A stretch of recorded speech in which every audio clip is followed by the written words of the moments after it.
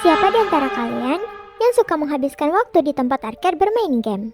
Disney sukses membawa kita bernostalgia lewat film Wreck-It Ralph, mengisahkan kehidupan rahasia para karakter game 8-bit saat toko arcade Litwalk sudah tutup di malam hari. Kita melihat dunia yang penuh warna, persahabatan antara Ralph dan Penelope, serta petualangan seru lintas game. Namun, bayangkan jika keseruan itu hanyalah topeng dari sebuah distopia digital yang sangat mengerikan. Di balik lampu neon yang gemerlap, semesta Wreck-It Ralph sebenarnya menyimpan teror tentang ketiadaan kehendak bebas, siksaan mental, hingga konsep kematian yang sangat dingin. Malam ini, kita akan membongkar 10 teori gelap yang membuktikan bahwa hidup di dalam mesin game sebenarnya adalah mimpi buruk yang tiada akhir. Tapi, sebelum kita mencolokkan koin dan terjun ke dalam kode-kode rahasia ini, pastikan kalian sudah klik tombol subscribe dan aktifkan lonceng notifikasinya agar tidak ketinggalan pada teori konspirasi kartun masa kecil lainnya. 1. Teror pergi selamanya saat kabel mesin dicabut. Di dalam semesta arcade Litwalk, para karakter game memang memiliki keistimewaan luar biasa, di mana mereka tidak bisa mati secara permanen selama mereka berada di dalam game mereka sendiri. Mereka bisa terus hidup kembali setiap kali game over. Namun, keabadian digital ini memiliki satu kelemahan yang sangat fatal, yaitu kabel stop kontak. Jika pemilik arcade memutuskan untuk mencabut kabel mesin karena game tersebut sepi atau rusak, seluruh semesta di dalam game itu akan musnah seketika. Bagi para karakter, dicabutnya kabel mesin adalah visualisasi kiamat yang nyata. Mereka hidup dalam ketakutan eksistensial yang konstan terhadap nasib ini, persis seperti rasa takut manusia di dunia nyata terhadap kematian absolut dan kepunahan massal. 2. Kutukan takdir dan depresi abadi sang penjahat. Coba kalian bayangkan jika kalian dipaksa dilahirkan hanya untuk berbuat dosa setiap hari tanpa memiliki pilihan untuk bertobat. Itulah nasib tragis yang dialami oleh kelompok Bad Anon, seperti Ralph. Kode pemrograman game secara kejam memaksa karakter penjahat untuk terus-menerus melakukan perbuatan jahat, merusak fasilitas, dan menjadi sosok yang dibenci. Ini adalah kutukan takdir yang absolut. Akibat dari pemrograman ini, para penjahat di dunia game mengalami depresi klinis yang sangat berat. Mereka kesepian, disingkirkan dari komunitas, dan dianggap sebagai sampah masyarakat oleh karakter-karakter baik. Padahal, mereka melakukan kejahatan bukan karena keinginan mereka, melainkan karena mereka tidak punya pilihan lain untuk menolak sistem. 3. Misteri koma abadi di luar game. Aturan paling keramat di dunia arcade adalah jika kamu mati di luar gamemu sendiri, kamu tidak akan bisa hidup kembali. Namun, sebuah teori kelam membedah kode digital ini dan menyebutkan bahwa arwah karakter tersebut tidak benar-benar lenyap menjadi abu. Sebaliknya, mati di game lain membuat data kesadaran mereka terfragmentasi dan terjebak di dalam sistem operasi induk arcade. Karakter yang mati di luar rumahnya akan mengalami kondisi koma abadi atau pencucian otak secara total. Mereka terperangkap selamanya di dalam kehampaan kode, dalam keadaan setengah sadar tanpa bisa bergerak atau berteriak meminta tolong untuk selamanya. 4. Sisi kejam Penelope sebagai pembunuh berdarah dingin.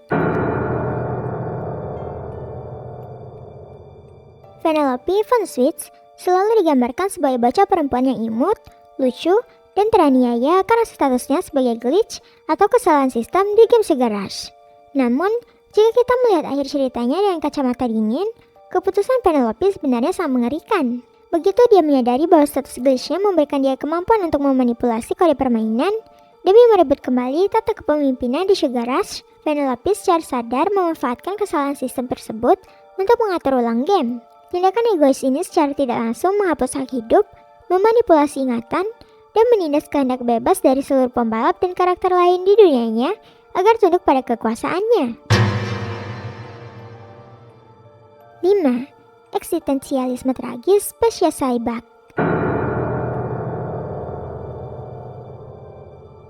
Monster serangga mekanis Saibak dari game Heroes Duty bukanlah sekadar monster biasa yang haus darah. Teori sains fiksi menyebutkan bahwa mereka adalah virus komputer yang berevolusi secara radikal. Kengerian utama dari Saibak adalah mereka sebenarnya memiliki tingkat kesadaran ego. Namun, Pikiran mereka dipenjara oleh pemrograman dasar yang memaksa mereka hanya untuk mengkonsumsi, menghancurkan, dan menginfeksi dunia lain. Mereka tidak bisa merasakan cinta atau kedamaian.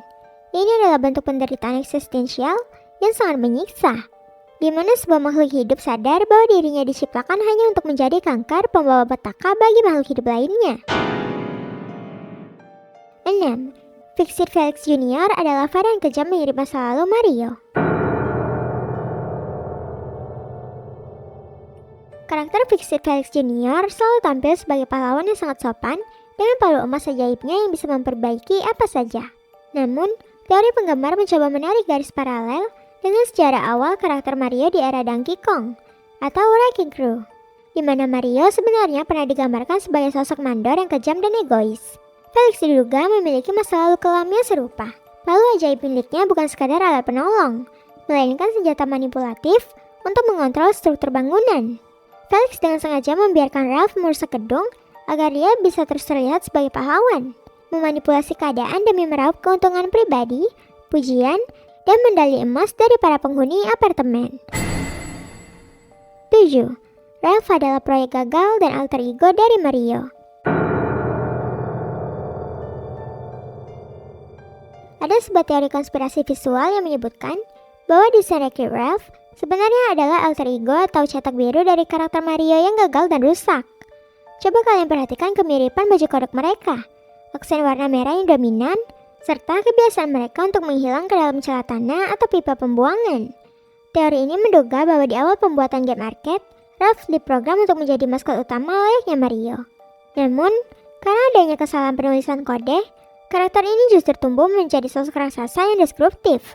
Pihak developer akhirnya membuang proyek ini dan mengubah takdir Ralph secara kejam menjadi monster penghancur, sementara peran pahlawan diberikan kepada Felix. 8. Virus egoisme dan korupsi moral akibat aksi turbo.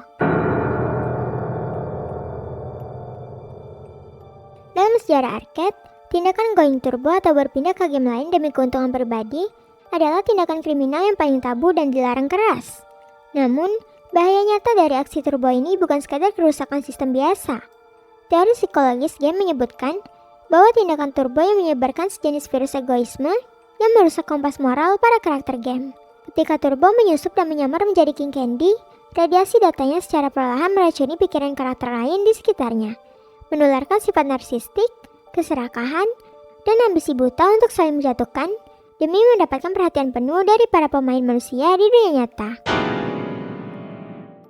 9. Dunia arcade adalah penjara absolut tanpa kehendak bebas. Jika kita merenungkan rutinitas para karakter game di arcade Litwalk, hidup mereka sebenarnya sangat menyedihkan. Mereka menyadari dengan penuh bahwa ruang gerak mereka sangat terbatas. Di balik kaca tabung monitor, mereka dipaksa untuk sangat patuh pada aturan mekanik game yang monoton, seperti melompati rintangan yang sama persis, mengucapkan dialog yang sama, dan menerima pukulan di waktu yang sama setiap hari selama puluhan tahun. Mereka tidak memiliki kehendak bebas sejati. Jiwa dan raga mereka sepenuhnya diperbudak hanya untuk menjadi alat pengisi hiburan murah bagi anak-anak manusia yang memegang tuas kendali di luar sana. 10. Siksaan tiada akhir dalam lingkaran setan game over. Puncak kegelapan dari semesta Wreck-It Ralph berada pada genre game arcade tertentu yang tidak memiliki jalan keluar atau tidak memiliki akhir cerita kemenangan yang jelas. Karakter yang hidup di dalam jenis game survival atau horror tiada akhir dipaksa untuk terjebak di dalam lingkaran setan yang sangat menyiksa. Setiap hari, dari pagi hingga malam, ingatan dan tubuh mereka dipaksa mengalami trauma kematian, ketakutan dikejar monster, dan merasakan sensasi game over secara berulang-ulang tanpa henti. Ini adalah neraka digital yang nyata, di mana tombol reset adalah awal dari siksaan baru yang sama persis dengan siksaan sebelumnya. Pada akhirnya, film Wreck-It Ralph membuktikan kepada kita bahwa di balik keceriaan dunia game 8-bit yang penuh nostalgia, ada harga mahal berupa hilangnya kebebasan, siksaan rutinitas, dan ketakutan abadi akan kepunahan yang harus ditanggung oleh makhluk-makhluk digital ini demi sekeping koin saku manusia. Bagaimana menurut kalian? Apakah kalian setuju kalau Vanellope sebenarnya adalah pemimpin yang kejam bagi dunianya sendiri? Tulis analisis dan pendapat liar kalian di kolom komentar di bawah ya. Jangan lupa untuk berikan like dan share video ini ke teman-teman kalian sesama penikmat teori konspirasi. Dan pastinya jangan lupa untuk klik subscribe channel ini agar tidak ketinggalan pembahasan misteri kartun dalam berikutnya. Sampai jumpa di beda teori selanjutnya.